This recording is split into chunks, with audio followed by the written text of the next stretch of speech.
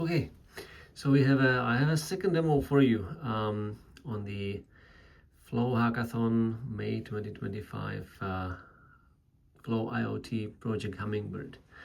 In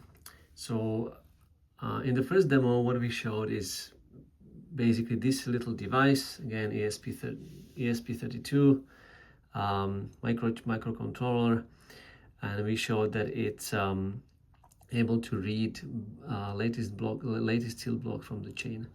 So now what it does, when it actually, sometimes I fail to get the block from the access node, but you can see that sometimes, most of the time it works.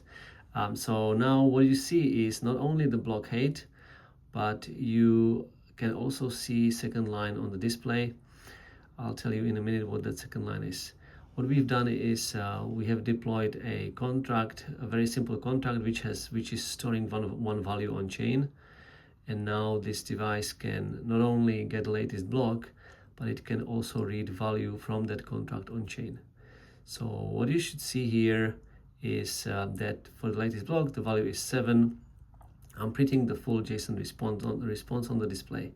So now what I want to do is I want to run a transaction here from my laptop that will change this value, and I'm hoping you can see that there. I'm gonna put this away a little bit for a second. I'm just gonna change the value from 7 to, say, I don't know, let's say 5. And as we run the transaction, this device should display the correct value when the block gets sealed.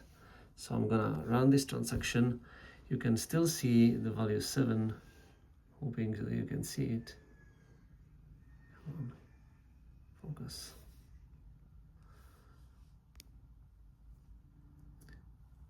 Yeah, and now you can see the value 5. Yeah, so that's the demo. Device now reading correct value from the contract on chain. We also have a device, the same microcontroller, and it doesn't only read the value from chain, but it's able to submit transaction to change the value. That is part of the analysis video that he did.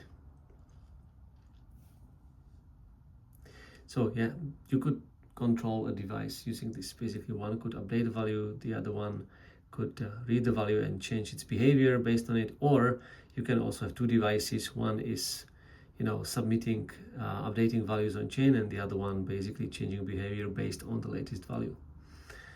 That's our demo.